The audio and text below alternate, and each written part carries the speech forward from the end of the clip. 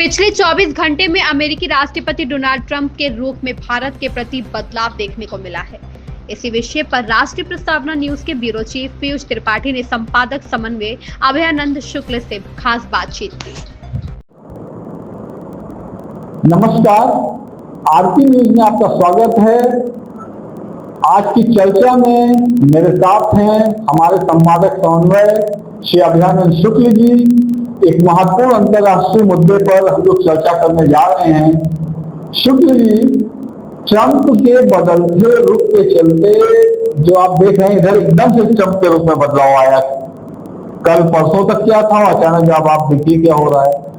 तो ये ट्रंप का रूप बदला है, इसके चलते अब भारत का क्या रूप होगा, क्योंकि उनका रूप बदला है तो भारत के उसकी जाहिर सी बात है बदलेगा। क्या होना चाहिए, क्या होगा।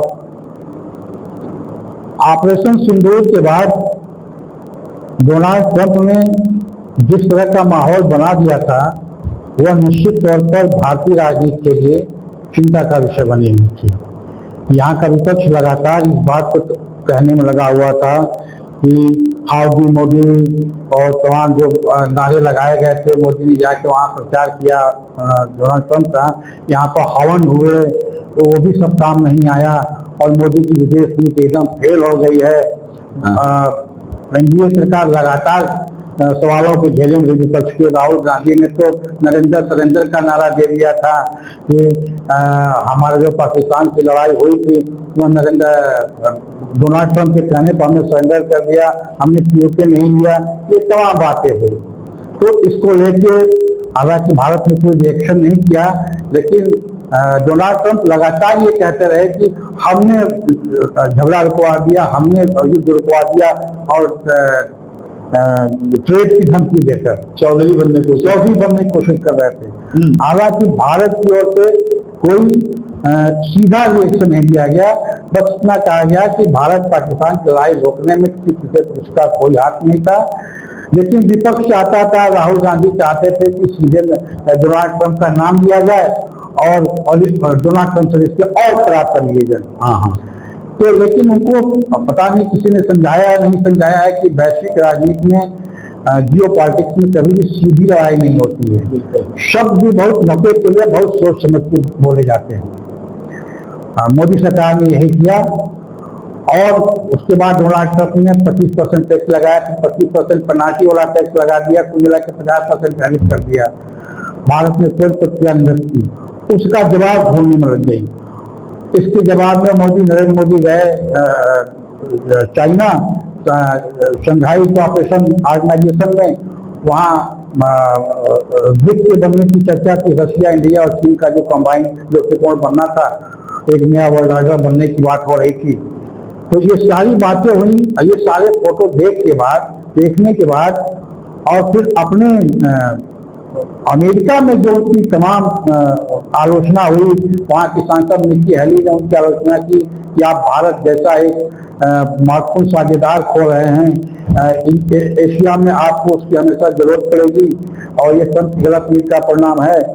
वहाँ के तो जो वित्त मंत्री थे काबा क्रिस्टर, उन्होंने कहा था कि आज नहीं तो कल भारत से हमारे संबंध ठीक हो जाएंगे।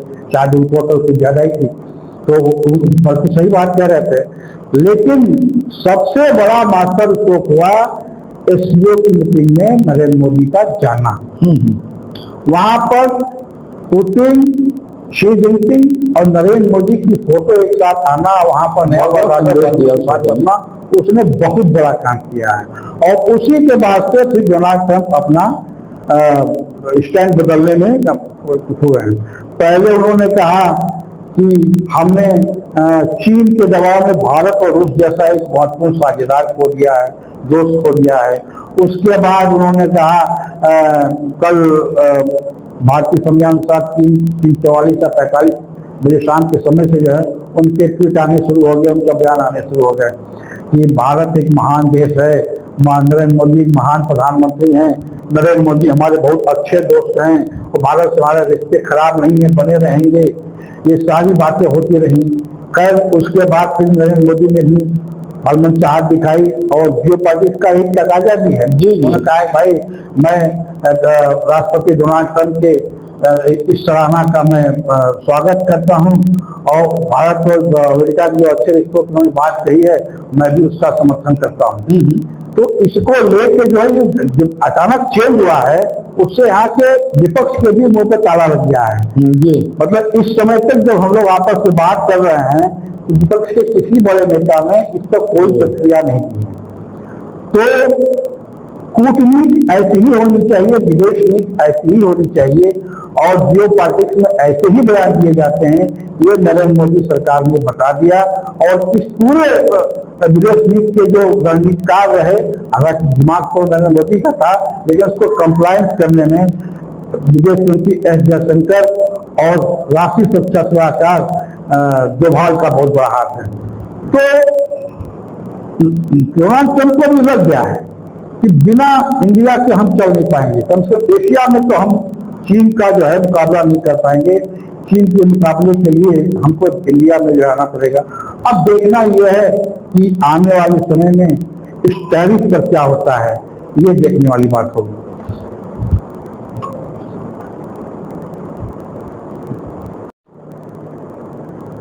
शुक्ला जी, ट्रंप ने रुख बदला तो क्यों बदला, ये बात तो काफी कुछ समझ में आ गई। अब लेकिन एक चीज आप देखिए, अभी मोदी चीन गए थे तो ऐसा लग रहा था कि चीन से जो हमारे रिश्ते हैं थोड़ी कुछ गर्माहट मतलब आ गई रिश्तों में, है ना।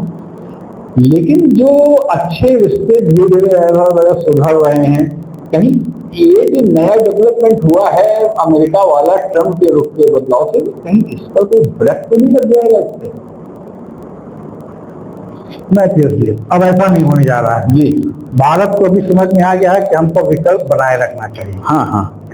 और भारत की जो नॉन अलाइनमेंट नीति थी, अब उससे भी हटा है। उनका कहना है कि ना अलाइनमेंट ना नॉन अलाइनमेंट, ऑल अलाइनमेंट। अब हम सबके साथ संबंध रखेंगे। अगर हम अमेरिका के साथ अच्छे संबंध रखेंगे तो हम चीन के साथ भी रखेंगे जी। हम रूस के साथ हमारे संबंध अच्छे हैं। हम जिस सारे विश्व से अच्छे संबंध बनाएंगे, सारे विश्व के नेता देशों से अच्छे संबंध बनाएंगे। हम अमेरिका के चक्कर में चीन से नाराजगी नहीं बोलेंगे और चीन के चक्कर में अमेरिका की नाराजगी नहीं बोलेंगे। तो ये तो बहुत क्लियर हो गई कि संबंध हम सबसे बनाएंगे, ऑल अलायंस के नीचे चलेंगे। इसलिए अगर चीन से जिससे बेहतर हो रहे थे तो वो खराब नहीं होने हैं, वो हमारे लिए फायदेमंद ही है, क्योंकि सीमा विवाद है और एक पड़ोसी से अच्छे संबंध हमेशा होने ही चाहिए। हाँ, ये रणनीति का भी तकाजा है। लेकिन और इतने दिन में हमने अमेरिका को परख लिया, एक पागल राष्ट्रपति आया, उसने पूरा जो है संबंधों को तहस-नहस कर दिया, पूरा जियो पॉलिटिक्स बिगाड़ कर रख दिया है। और वो इतना भयभीत है इस समय कि जो G20 सम्मेलन होने वाला अमेरिका में, उसके लिए उसने रशिया और चीन को भी निमंत्रण कर दिया है जी। रशिया और चीन हालांकि उसके सदस्य नहीं है, उन्होंने कहा भाई आप आइए, आप ऑब्जर्वर के रूप में आइए। भाई ऑब्जर्वर की क्या जरूरत है, जो उससे मर्जी नहीं है उनको आप क्यों बुला रहे हैं? तो सीधे सीधे डोनाल्ड ट्रंप की हताशा का परिणाम है, क्योंकि हम किसी से सबको साथ लेके जाएं। और दूसरी बात, अमेरिका में वो यूनाइटेड नेशन जनरल असेंबली की बैठक बनी है, वहाँ अमेरिका की इच्छा थी कि प्रधानमंत्री नरेंद्र मोदी गया उस बैठक में। नरेंद्र मोदी का नाम है, अभी मैं आपके यहाँ नहीं जाऊंगा। पहले हमारे साथी एस जयशंकर जो विदेश मंत्री वो जाएंगे, अपना देखेंगे। आप क्वाड में आइए पहले, क्वाड की मीटिंग के लिए आप इंडिया आइए, उसके बाद हम सोचेंगे कि हमको आपके यहाँ जाना है कि नहीं जाना है। बहुत अच्छा स्टैंड है। खबर ये आई है कि कल परसों में डोनाल्ड ट्रंप के इंडिया आने का प्रोग्राम बन सकता है, जिसके बारे में अभी बताया गया था कि डोनाल्ड ट्रंप नहीं आएंगे सम्मेलन में। लेकिन जो वो कहते हैं ना कि ज्योतिषी दृष्टि भी कभी कभार काम कर जाती है, तो भारत का मंगल अब प्रबल हो रहा है।